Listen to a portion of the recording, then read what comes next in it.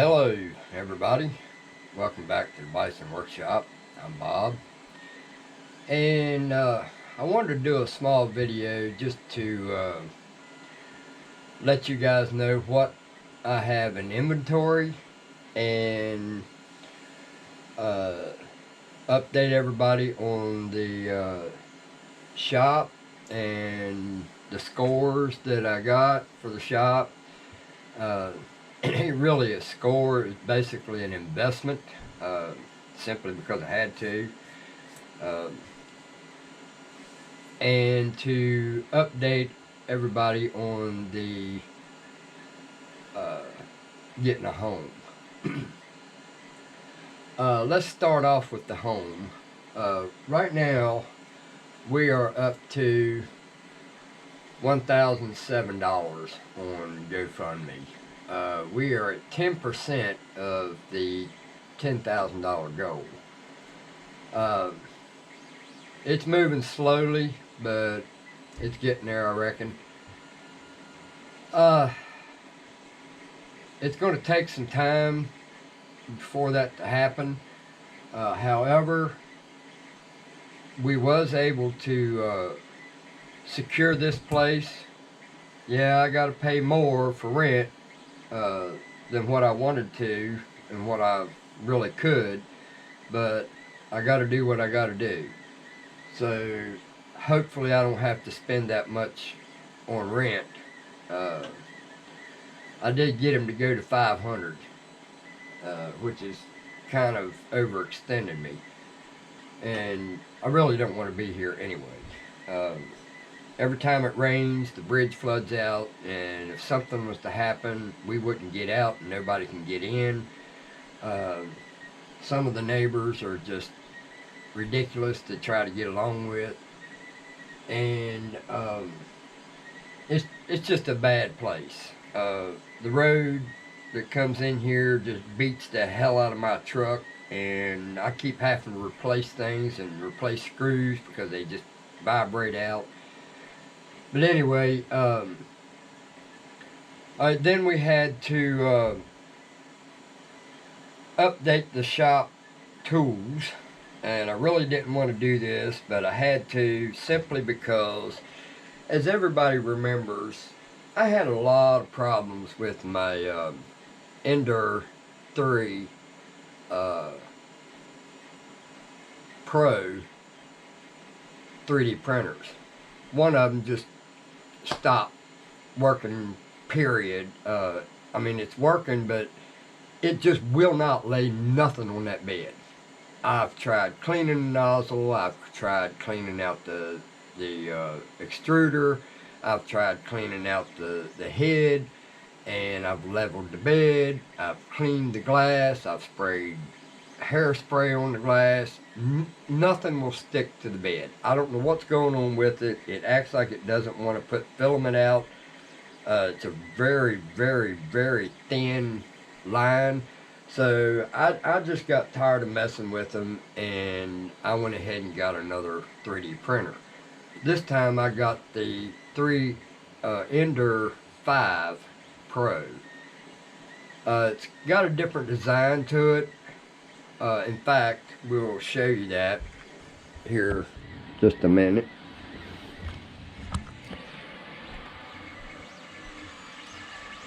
So what we got here is the Ender 5 Pro, and this is the only place I could put it, and it actually kind of works out fine right there where it's at. This one here is a little different than the Ender 3. However, the board is the same, the display is the same, pretty much everything's exactly the same except for the frame, and the bed moves up and down instead of the head. So right now we're printing out more of the Defender barrel supports. I wanted to do a test and to see how it was going to work, and this is the very first print, so I just went ahead and let it continue, and we'll finish this print. So I got plenty of Defender barrel supports. Alright, so that's the update on the tools that I had to get for the shop. And also one more tool I had to get, and that was a I'm not sure how to pronounce that, but I'll let you look at it. Basically, this is a digital caliper that's a 12-inch, and I kept running into 3D prints that I had to measure that was longer than my 6-inch. So I ended up having to get one of these. So we got a new 12-inch caliper, and it kind of upset me that it's got a chip out of the bar that sticks on it. I didn't like that, but it's in a place that it ain't going to hurt anything because the rest of it seems okay. But yeah, that's I don't like that, man. But it comes in a nice carrying case, and I'll guarantee you these things will break before you know it, because they don't hold up very good. But that was the other thing that I had to get for the shop. Now, right now I'm working on another product, and I don't know how well this is going to sell, but I'm going to check it out on mine, and we're going to see how this thing looks. Basically what I've got here is, says Ford 460 on it. Now what that is a vacuum advance cover, and basically I'm just going to paint all the fins, the tops of the fins, silver, and the or blue. I don't know which one I'm going to do. I may go blue, depending on if I got some blue brush on paint, because I can't spray it on there or I would get paint on the inside in between all the fins, and I ain't looking forward to having to mask the insides of that out. So we're just going to paint the fins and the insides of the letters, and Ford and 460. That's going to go on my truck, and if it works out okay, I might try to start selling those too. But we've got a few projects that we're doing. Number one, for all you 3D printer guys, I'm working on this part right here. And basically what that part is, and I would have to be wearing a black shirt and everything behind me is black, but this is a thing that goes in the middle. Let me find one here. What this is, it goes in the middle of this. Of course, this one was a fail because it's just a little bit too small because it moves in and out. And I wanted it to be a press fit so that I can slide it in and press it in, and that will take up the slack. I don't know why they don't make these holes smaller, but the shaft that goes on is about the size of this suppressor. So I wanted to fill that in.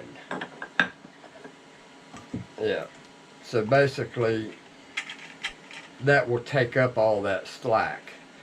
So I've got one on the one out there, the 3D or the Ender 5 Pro, and seems to be working pretty good. So we'll probably put these on my site for sale too. And yes, my site is for more than just air rifle parts. That's why it says Bison Air Rifles and Parts.com. Parts, meaning parts for anything. So we're probably going to put these up for sale also. These, it works out pretty nice. I like it. Yes, they require a little sanding too. Everything I make, you're going to be sanding. So get over it. Alright, so I wanted to go over some of the parts that I have available, and some parts I don't have printed, but they're still available because I'm not going to print them until I actually sell one. So, like the barrel train, it takes a lot of filament for that, and I don't want to have a lot of stock here so that if I don't sell them, then I've got all these parts laying around and wasted plastic that could go into something that does sell. So what we've got here is the original barrel band for the Venturi Avenger 22. I'm pretty sure it's for the 177, 22, and 25. So this should fit all three of them. And this one's got a Picatinny rail on the bottom. I don't suggest using these for bipods. This is PLA plastic, and it's not the strongest in the world, but it's strong enough to do the job for supporting the barrel and the shroud to the tank. So I put them on there simply because it was for a flashlight only, you know, laser or whatever, something that's light, doesn't get a lot of twisting. And I had a guy wanting me to replace one because he said he broke it, and I know how he broke it. He twisted.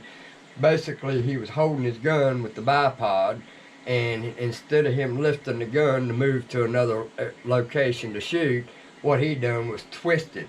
And when he twisted it, it broke this. Now, he's sending it to me for inspection, and I guarantee you that's what he did. But these are not meant for bipods. Please understand that, guys. These are not meant for bipods.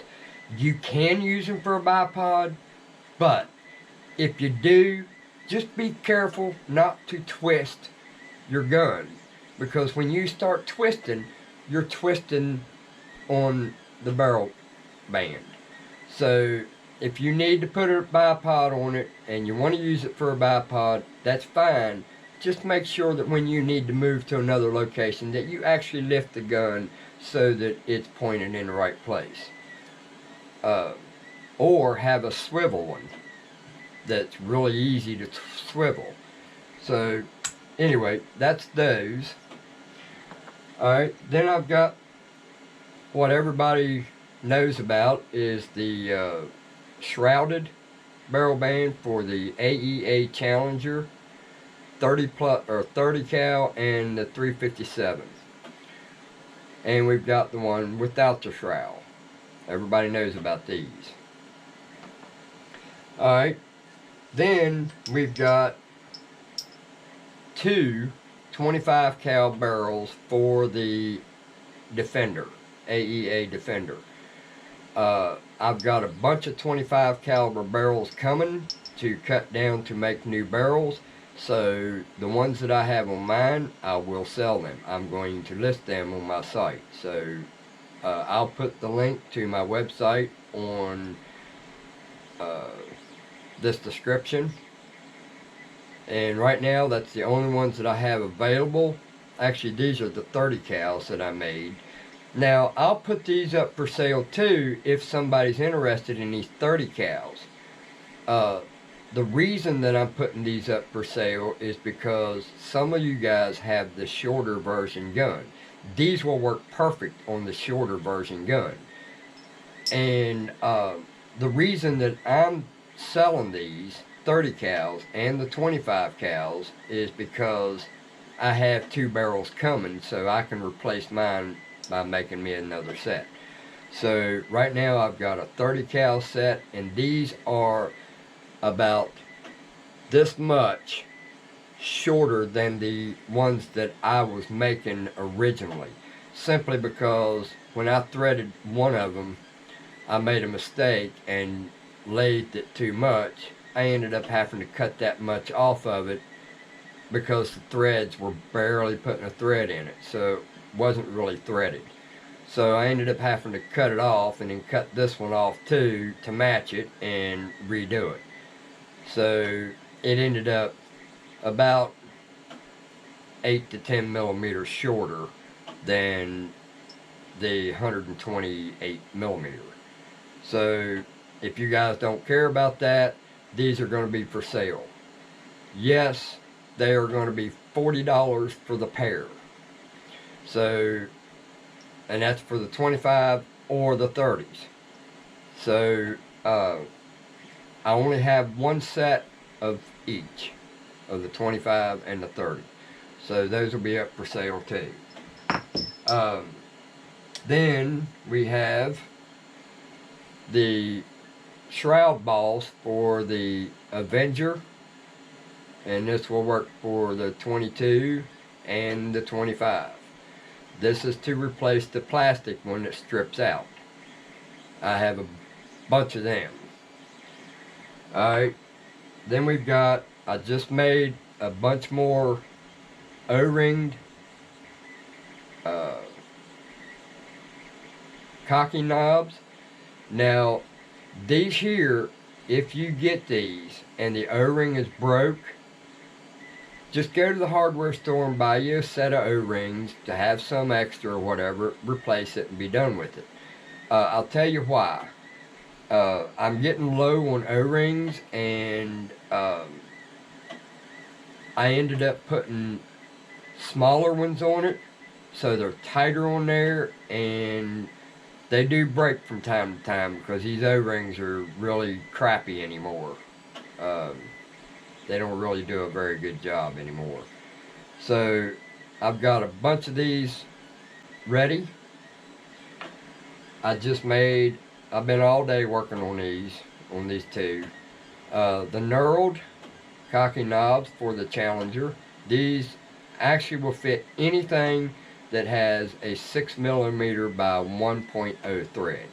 So if you've got that thread on your cocking lever, this will fit it. Alright, then we've got the Bison AEA HPSS 30 plus barrel support slash sling stud slash Picatinny rail.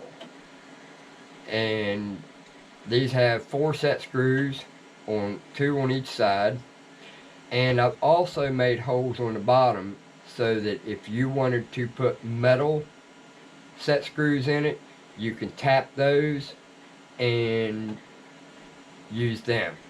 I don't suggest you using metal. That's to your discretion. I don't like using metal ones because if you use metal ones, you put little mard marks into your tank and gouge it, and we don't want that. So, but it's the options there if you wanted to tap those and put 2 more on it. I can't find any shorter nylon set screws. The only ones that I can find are about 3/8 of an inch long, and these here would have to be shorter than that. So I mean, you can get the 3/8 one and cut them down, that's no big deal. But we got one of these left, and I'll be printing more of them soon, probably on the new printer. Alright, then we've got the barrel band for the Defender for the 357, and they're not going to work for the 30 cal. I haven't really nailed down these yet. I'm not real sure I want to make so many of them, simply because they're so close in size. If somebody was to order one and I grabbed one and didn't realize which size it was by looking at it and made a mistake and sent somebody the wrong one, then my customers would be mad at me. And my 3D printer's making an awful lot of freaking racket over there. You hear that clicking noise? What that's doing is the filament acts like it's not wanting to push through. And it's bouncing backwards again.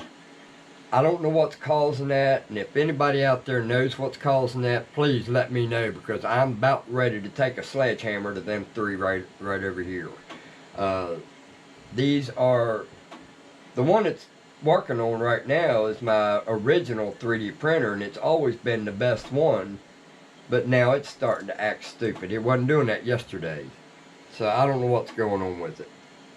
Anyway, then we've got the shot tray for the 50 cal Challenger. And I'm going to be working on the 45 caliber also. I was just asked by Pete over at AEA Northeast to, he's going to send me a clip to copy this one so I can get a 45 caliber also. So this is the shot tray for the 50 cal. Then we've got the shot tray for the 357 and the 30 cal. These will work for both. I've never had any complaints, and I've had people with 30 cals buy this one, and I've had people with the 357 buy these, and they work great. Never had a complaint. Alright, then we've got the single shot tray for the Element, AEA Element 25 cal. So, kind of a weird one, ain't it?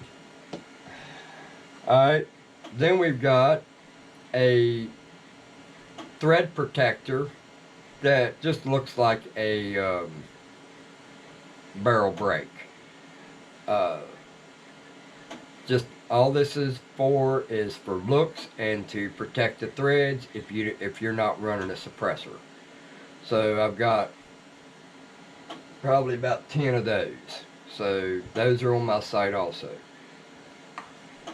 Alright, then we've got the SBD, the famous SBD. Now I want to talk a little bit about these suppressors. And basically all my parts in general. This one's a bad one. Yeah, this one's a bad one. I don't know why it's up here. When I went to drill it, I knocked or broke some of the cones loose, and that's what's rattling in there. I need to cut that one in half. Basically what I do is, when I get a bad one, or I mess one up, I'll just cut that end off there and then thread that and turn it into a thread protector and throw the rest of it away. But we have the SBD and these suppressors. Let's say that you're outside and you're shooting and it's a bright sunny day and it's hot. Do not, and I'll repeat that, do not leave that gun out in the sun for any length of time. 5 or 10 minutes, you're fine. You leave them out there any longer than that, these things will start doing this. They'll start drooping. Because what happens is this PLA gets warm enough that it will start to sag. So, and I have somebody who sent me one, and I know for a fact that that's what happened to his suppressor, because I ran that on my gun. Every single one of these that I send out come off my gun, and I have test shot them, so I know they're straight. So guys, be really careful not to leave these in the sun. They will melt, because their PLA is not a big fan of the sun. They are great suppressors. They're quiet. They're lightweight. I mean, they're just, it's like a feather. But they have their limitations. So if you want to keep these straight, keep them out of the sun. Same way with everything else. You shouldn't be leaving your gun out in the sun anyway. So just keep that in mind, guys. My parts are not indestructible. These parts that I make are for the people who have common sense. If you don't have common sense, then my parts are not for you. I hate to say it like that, but it's the truth. Alright, then we've got the Widowmaker. The 357 Widowmaker for the Challengers. The 357 and the 30 cal. So we've got these available. Then we've got the Poof Daddy. And both the SBD and the Poof Daddy and the Widowmaker have all been tested by YouTubers. So they all have good to say about them. So I'm not selling you something that's no good. I'm just telling you that these have limitations. The sun is these parts kryptonite. So we've got the 357 Widowmaker, and then we've got, basically this is built exactly like the SBD. The only difference is I called this the Silent Storm, and I did a different look on it. As you can see, this one's got, the SBD has holes all over it to kind of make it look like it's a glove, and basically I just sand them to make them look like that, and I just sand them down, and I don't sand this part here and the ends. I just do the round part here in the middle and this part up here and the words, so that it kind of pops out. So I've got the Silent Storm, which is actually a shorter one by about a ½ inch or maybe a quarter inch. So they're not god awful long. They do the trick. They do silence the gun. And like I said, they have their limitations. So if you don't have an air rifle and you still want to support the shop, you can do so with a logo. I hand paint every one of these, and I have them on all my tools. In fact, I got one on my computer over here, and I like them. But these can be turned into magnets to put on your refrigerator by using a double or a stick-on magnet, and or you can drill it and pop rivet it to your toolbox or whatever you want to do to it.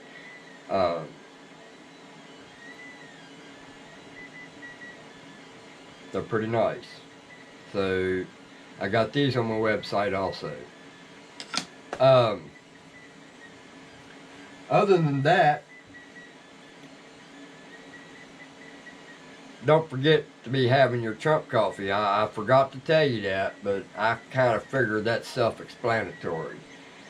So if anybody's interested in any of this stuff that I have on my website, it's there. And if you order the barrel train or the suppressors, I just happen to have one of these Silent Storms. I've got 2 of the Widowmakers, and I've got 2 Poof Daddies.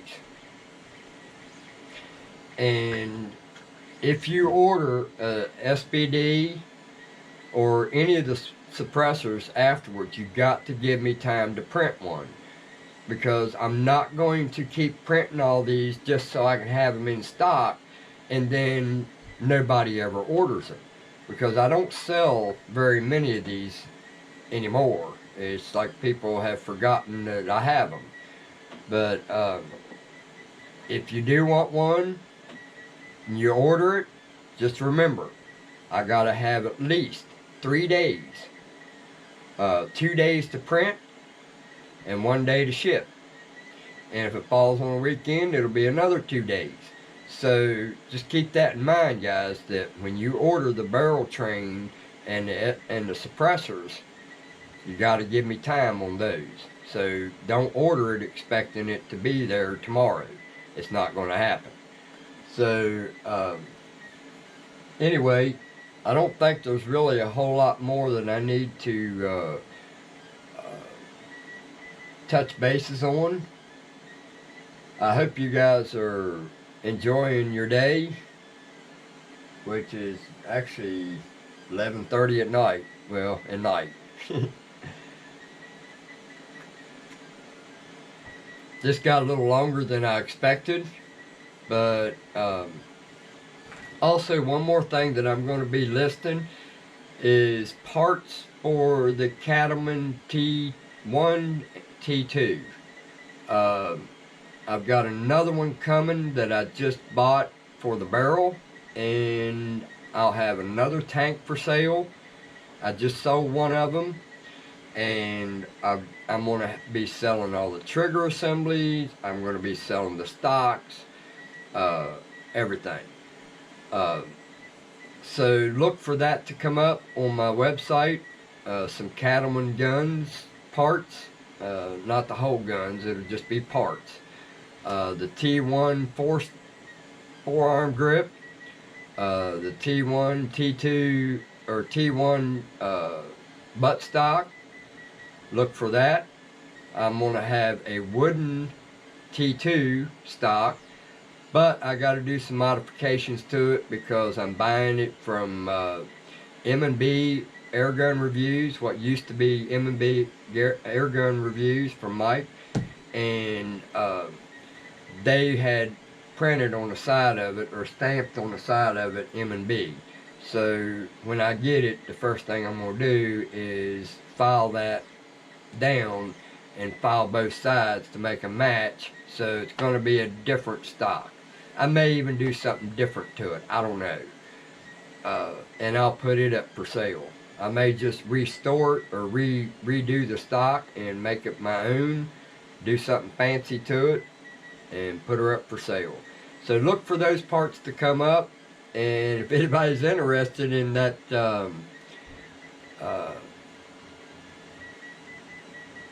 vacuum advance cover for the old, it's pretty old school hot rods, because you don't have vacuum advance on vehicles anymore like that. So if anybody's interested in that, just let me know. I'll print you out one, and I'll put whatever you want on it as far as words go. Right, I did mine with Ford 460 because that's what's in it, and that's what the motor's in, a Ford. So we'll see how that looks in the next video. Whatever video I do, I'll show that off. But anyway, don't forget to like, share, comment, subscribe. You guys have a good one. Later.